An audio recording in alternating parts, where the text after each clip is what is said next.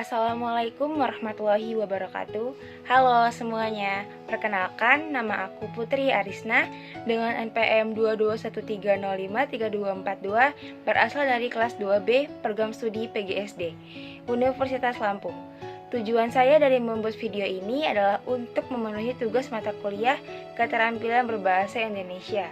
Sebelumnya, yang saya hormati Ibu Dr. Andaneli Astuti MPD dan Ibu Nindi Puspitasari MPD selaku dosen pengampu mata kuliah Keterampilan Berbahasa Indonesia. Pada kesempatan kali ini, saya akan membahas materi mengenai 4 aspek keterampilan berbahasa Indonesia, yaitu ada keterampilan menyimak, keterampilan berbicara, keterampilan membaca, dan juga keterampilan menulis. Keempat keterampilan berbahasa tersebut tidak dapat dipisahkan. Seseorang bisa dikatakan terampil berbahasa jika ia menguasai keempat aspek tersebut.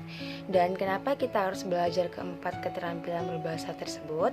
Karena bahasa yang merupakan alat yang digunakan manusia untuk berkomunikasi, pastinya kita setiap hari melakukan komunikasi di lingkungan sekitar. Misalnya di rumah, di kampus, di pasar, dan lain-lain. Dalam berbahasa menjadikan kegiatan untuk manusia berkomunikasi dengan sesamanya. Dan keterampilan berbahasa ini keempat aspeknya saling ketergantungan atau saling mendukung satu sama lainnya. Langsung saja yuk kita bahas satu persatu dari keempat aspek keterampilan berbahasa. Yang pertama yaitu ada keterampilan menyimak. Menyimak merupakan salah satu aspek dari keterampilan berbahasa dan menyimak ini memiliki kaitan yang erat dengan beberapa keterampilan berbahasa lainnya, yaitu dari aspek berbicara, dan tidak sedikit orang beranggapan bahwa menyimak dan mendengarkan memiliki makna yang sama. Padahal, menyimak dan mendengarkan memiliki makna yang berbeda. Menyimak ini bersifat aktif, sedangkan mendengarkan itu bersifat pasif. Dan beberapa ahli berpendapat bahwa menyimak adalah mendengarkan dengan penuh pemahaman dan perhatian, serta memberikan apresiasi. Menyimak atau yang dikenal mendengarkan yaitu memperhatikan seseorang yang sedang berbicara dengan mengoptimalkan indera pendengarannya. Sedangkan secara teoritis, menyimak merupakan proses kegiatan mendengarkan lambang-lambang lisan dengan penuh perhatian, pemahaman, serta apresiasi, guna untuk mendapatkan informasi dari apa yang telah ia simak. Tujuan dari menyimak yaitu dengan menyimak, seseorang akan mampu menyerap pengetahuan atau informasi dari apa yang ia simak. Selain itu juga dapat melancarkan atau mengasah keterampilan berbicara dan menulis. Semakin baik kemampuan menyimak, maka akan semakin baik juga daya serap pengetahuan atau informasi yang akan disimak. Setelah mengetahui tentang menyimak, alangkah baiknya kita coba kegiatan menyimak yuk. Sejumlah wilayah di Kota Rangkas Bitung, Lebak, Banten sampai dengan pada Rabu malam masih terendam banjir dengan ketinggian 40 sampai dengan 50 cm.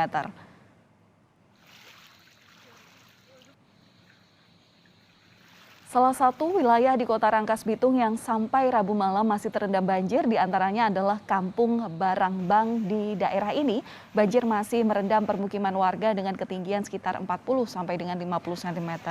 Meski demikian, sebagian warga tetap bertahan di rumah masing-masing, sementara sebagian warga lainnya mengungsi di masjid yang dijadikan pusat pengungsian warga. Meski intensitas hujan sudah mulai menurun, warga masih khawatir air akan kembali naik.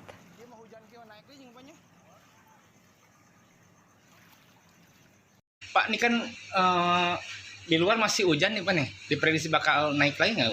Kalau hujannya besar, pasti naik ya. Sebelumnya, hujan yang mengguyur selama 3 jam membuat sejumlah wilayah di Rangkas Bitung, Lebak, Banten terendam banjir.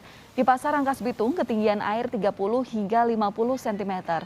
Beberapa kendaraan pun mogok akibat terendam air. Kondisi ini juga diperparah akibat penyumbatan saluran drainase yang kurang berfungsi dengan baik. Dari berita yang kita simak tadi dapat kita temui fakta dalam pertanyaan yang mengandung unsur 5W plus 1H, yaitu unsur yang pertama adalah kata apa. Pertanyaannya, peristiwa apa yang terjadi di dalam berita tersebut? Jawabannya adalah peristiwa banjir. Lalu yang kedua adalah unsur yang kedua di mana? Pertanyaannya, di mana peristiwa tersebut terjadi? Jawabannya adalah di Lebak, Banten. Selanjutnya unsur kapan? Berkaitan dengan waktu. Pertanyaannya, kapan peristiwa tersebut terjadi? Jawabannya adalah Selasa sore. Selanjutnya unsur siapa? Pertanyaannya, siapa yang mengalami peristiwa tersebut? Jawabannya, warga Rangkas Bitung, Lebak, Banten. Selanjutnya unsur mengapa. Pertanyaannya, mengapa peristiwa tersebut terjadi? Jawabannya, karena guyuran hujan deras selama 3 hari dan akibat sumbatan saluran drainase yang kurang berfungsi dengan baik. Dan unsur yang terakhir adalah bagaimana. Pertanyaannya, bagaimana peristiwa tersebut bisa terjadi? Jawabannya, hujan deras yang mengguyur Lebak, Banten selama 3 hari menyebabkan banjir sehingga mengganggu aktivitas warga. Warga ingin beraktivitas harus menerjang genangan air setinggi 30 hingga 50 cm. Selanjutnya yaitu yang kedua, keterampilan berbicara. Berbicara secara umum artinya adalah kegiatan berbahasa lisan yang dilakukan oleh manusia. Berbicara juga dapat diartikan kemampuan untuk mengucapkan huruf-huruf, artikulasi, atau kata-kata untuk mengekspresikan pikiran, gagasan, dan perasaan. Penyampaian informasi yang disampaikan secara lisan melalui ucapan kata-kata atau kalimat. Tujuan dari berbicara yaitu untuk mengekspresikan pikiran atau gagasan. Yang kedua, memberikan respon. Yang ketiga, menyampaikan informasi. Dan yang keempat, menghibur orang lain untuk memujuk atau mempengaruhi orang lain. Jadi di sini saya akan memberikan contoh keterampilan berbicara dengan pidato yang berjudul Peringatan Hari Lingkungan Hidup. Assalamualaikum warahmatullahi wabarakatuh. Salam sejahtera untuk kita semua. Pertama-tama, marilah kita memanjatkan puji syukur kehadirat Allah Subhanahu wa Ta'ala, Tuhan Yang Maha Esa, atas limpahan berkat, kenikmatan, dan keselamatannya kepada kita semua. Amin. Pada kesempatan kali ini, izinkan saya untuk menyampaikan beberapa informasi terkait dengan persoalan lingkungan hidup di sekitar kita. Teman-temanku yang saya hormati, perlu kita ketahui bahwa sebagai makhluk hidup yang tinggal di bumi ini, sudah sepatutnya kita menjaga dan melestarikan segala yang ada di bumi dengan tidak merusak apa yang seharusnya kita jaga. Hal tersebut agar kita dapat bersama-sama menikmati dan memberikan kelangsungan hidup terhadap anak cucu kita kelak. Namun, sayangnya hingga saat ini masih banyak manusia yang tidak bertanggung jawab yang menjadi penyebab terjadinya kerusakan lingkungan.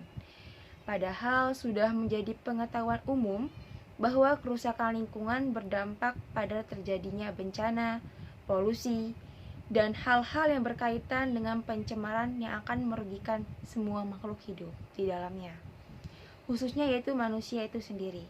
Hadirin yang saya hormati, salah satu persoalan yang berkaitan dengan kerusakan lingkungan di bumi adalah banyaknya sampah plastik. Masalah plastik dan bahan-bahan industri masih menjadi permasalahan pokok yang mengakibatkan sumber pencemaran lingkungan di sekitar kita. Hal kecil yang dapat kita lakukan dalam menjaga kelestarian lingkungan ini, salah satunya adalah dengan meminimalisir penggunaan plastik.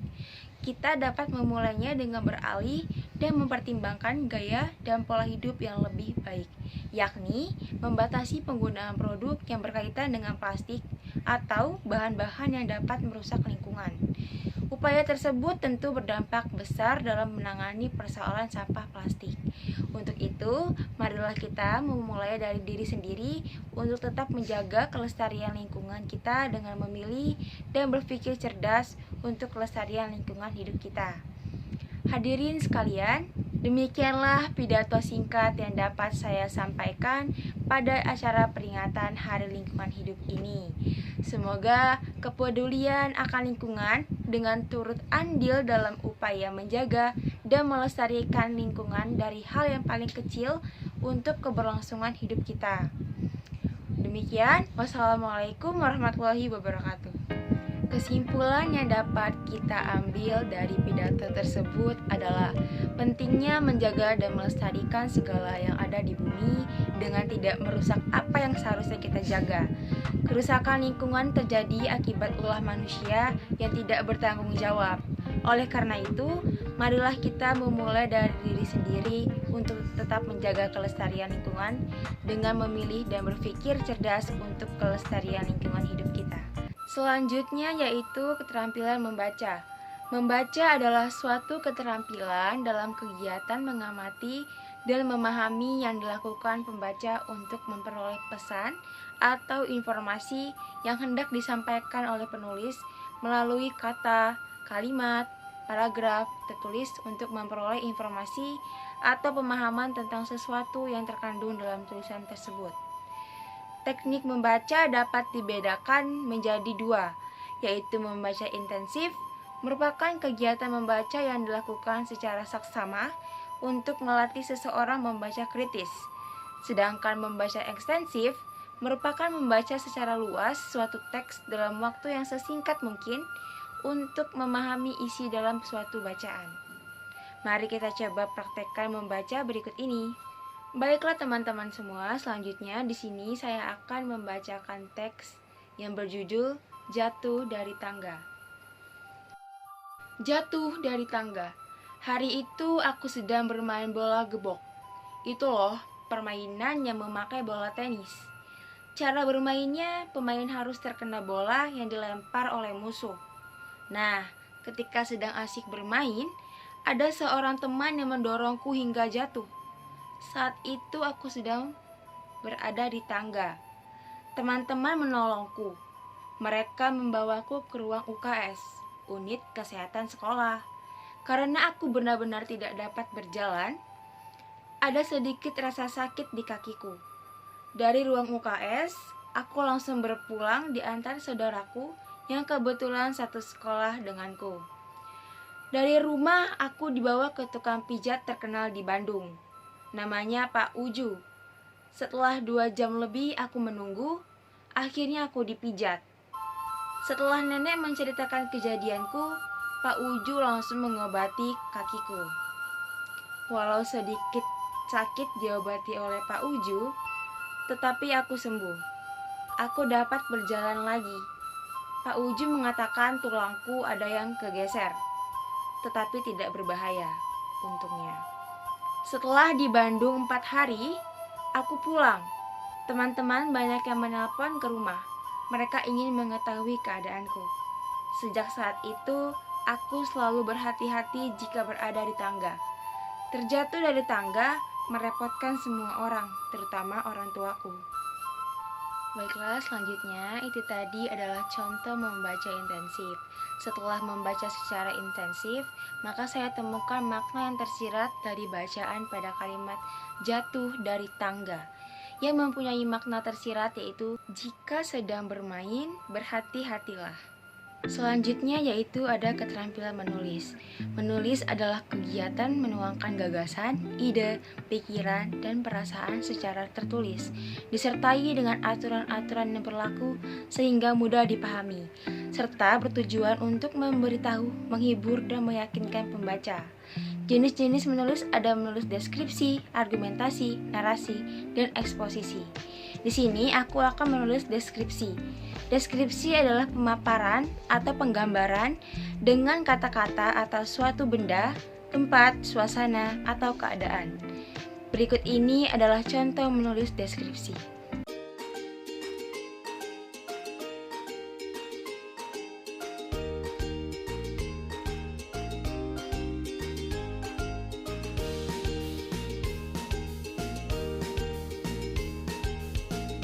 Dari teks deskripsi yang sudah aku tulis tadi, terdapat strukturnya, yaitu teks deskripsi yang telah ditulis, yaitu judul, menceritakan tentang kucing peliharaan, identifikasi atau gambaran umum. Pada paragraf pertama menjelaskan gambaran umum kucing tersebut mulai dari nama, ras, dan tingkah lakunya. Pada struktur deskripsi bagian, deskripsi kedua dan tiga menjelaskan secara ciri-ciri fisik dan tingkah laku kucing. Lalu pada kesimpulan, pada paragraf keempat mengharapkan kucingku panjang umur. Baiklah teman-teman, selesai sudah pembahasan kita mengenai 4 aspek keterampilan berbahasa. Dapat disimpulkan bahwa keempat keterampilan berbahasa memiliki hubungan yang sangat erat, meskipun masing-masing mempunyai ciri-ciri tertentu. Terima kasih teman-teman semua yang sudah menyaksikan video ini sampai selesai.